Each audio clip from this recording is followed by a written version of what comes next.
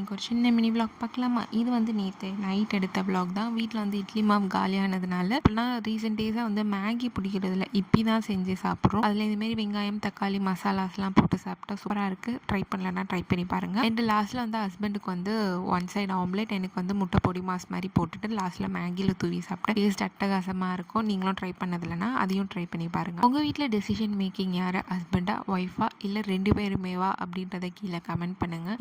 என்னை பொறுத்த வரைக்கும் டெசிஷன் மேக்கிங் அப்படின்றது ரெண்டு பேருமே அதில் இன்க்ளூட் ஆகிருக்கணும். ஒன் சைட் டெசிஷன்லாம் அந்த காலங்க, இன்னமும் வந்து ஹஸ்பண்ட் சொல்கிறது தான் தெய்வ வாக்கு அப்படின்றதெல்லாம் இப்போல்லாம் தாண்டி போய் லேடிஸ்மே வந்து ஒர்க் பண்ண ஆரம்பிச்சிட்டாங்க. அவங்க சொல்கிறதும் கரெக்டாக இருக்கும் அப்படின்றத நிறைய ஜென்ஸ் வந்து நம்பணும். எங்கள் லைஃப்பை பொறுத்த வரைக்கும் நான் சொல்கிறதும் என் ஹஸ்பண்ட் கேட்பாங்க, என் ஹஸ்பண்ட் சொல்கிறதும் நான் கேட்பேன். சம்டைம்ஸ் எங்களோட ரெண்டு பேரோட ஒப்பீனியனுமே வந்து சேமாக இருக்கும். ஸோ அதனால் வந்து டெசிஷன் மேக்கிங்ன்றது எங்களுக்குள்ளே வந்து ஒரு கஷ்டமான விஷயமா இருக்காது. அவங்களோட ஒப்பீனியனுக்கு வந்து நம்ம எப்போவுமே ரெஸ்பெக்ட் கொடுக்கணும்.